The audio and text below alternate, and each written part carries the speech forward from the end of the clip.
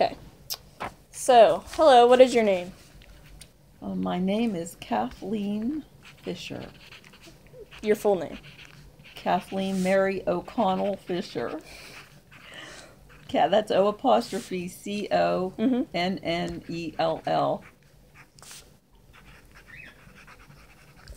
What is your birthday? I was born December 2nd, 1951.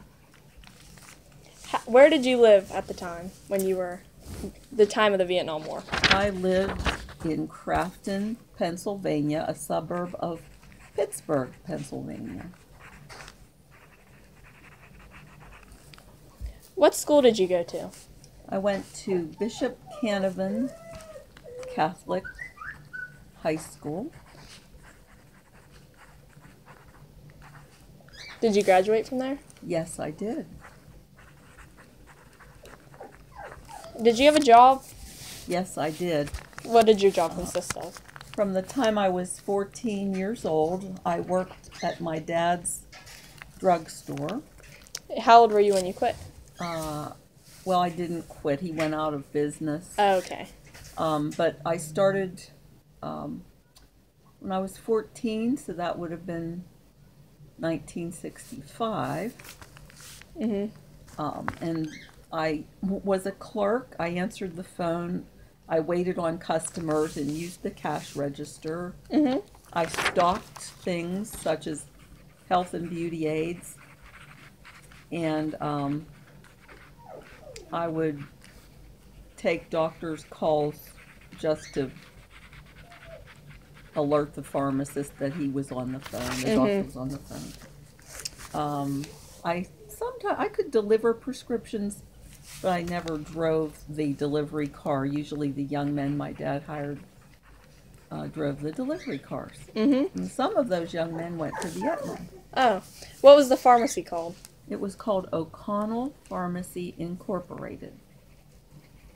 And that's capital O apostrophe capital CONNELL pharmacy, comma, capital INC for incorporated. INC period. And what did your typical day consist of as a teenager? Well, in your young age and throughout the older? I would usually get up and get ready for school. And I walked to high school. So we're primarily discussing my high school years. Yeah. Then I would go from dismissal to the drugstore and work until 6. Then come home and do my homework. And sometimes I would help my mother with the laundry, dishes, or changing the baby's diapers, or helping with my youngest sister, who was only born in 65, I believe. Wait, you think, when was Maureen born in 65? It was the summer of 8th grade. So I was thinking 65. She's 2 years younger than Michael. 6, 7, 8, 9. Well, anyway, No. she's, are you recording? Yeah, this? it's fine. Okay. Doesn't matter. Yeah. Okay, what kind of media was there? Where did you get your news from? We listened to KDKA, which was, my mother would have that on. On a radio? KDKA television. Yeah, so you had And TV. sometimes radio. So it was 1020 AM radio or Channel 2 on the television. It was a Pittsburgh station, and they're still on today. Yeah. What kind of trends were in? Trends. Were there anything the cool kids were doing? Oh, yes.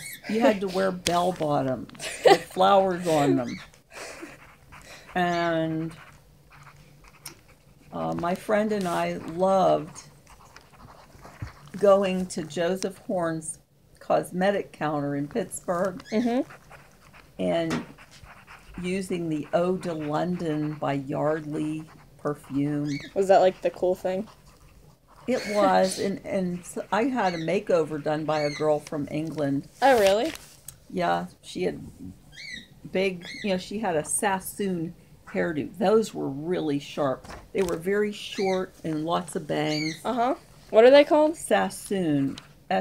Capital Sassoon. Okay. Sassoon haircuts were in. My friend Laurie got one. I didn't because I had curly hair. Uh-huh.